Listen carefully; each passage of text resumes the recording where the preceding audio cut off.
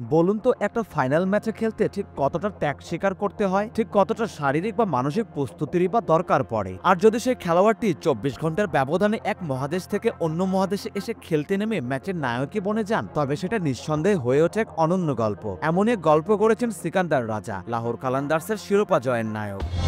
ম্যাচের আগে 24 ঘন্টা রাজার কেমন ছিল সেটা একবার জানা যাক। রাজা ডিনার করেছেন বার্মিংহামে, সকালে নাস্তা করেছেন দুবাইয়ে, দুপুরে লাঞ্চ করেছেন আবুধাবিতে, তারপর ফ্লাইট ধরে রাতের খাবার খেয়েছেন পাকিস্তানে। এতটা ডেডিকেশন যার মধ্যে থাকে, সৃষ্টিকর্তা নিশ্চয়ই তাকে নিরাশ করেন না। সিকান্দার রাজা তাই হয়েছেন সত্যিকারের রাজা।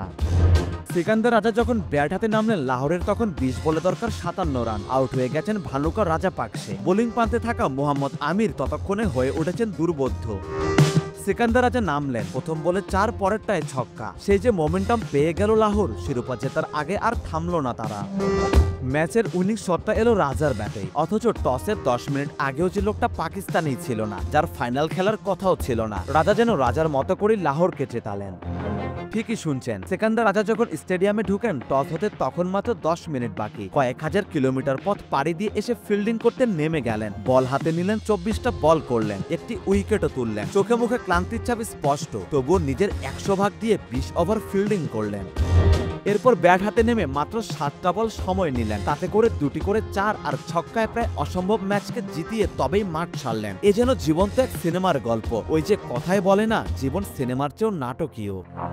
অথচ 48 ঘন্টা আগেও ইংল্যান্ডের টেস্ট খেলছিলেন, সেখানে 25 ওভার বল করেছেন, পরের দিন আবার 20 ওভার ব্যাট করেছেন। তারপরের গল্পটা তো এতক্ষণে সকলেরই জানা হয়ে গেছে।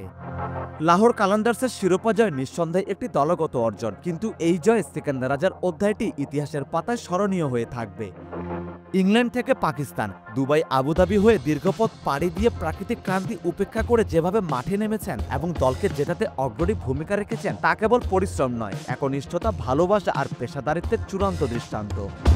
রাজার এই গল্পটি বারবার ফিরে আসবে উদাহরণ হিসেবে। যখন কোনো ক্রিকেটার ক্লান্ত হবে, যখন কোনো দল বিশ্বাস হারাবে, তখন নিশ্চিতভাবেই বলা হবে, সিকান্দার রাজা পারলে আমরাও পারবো।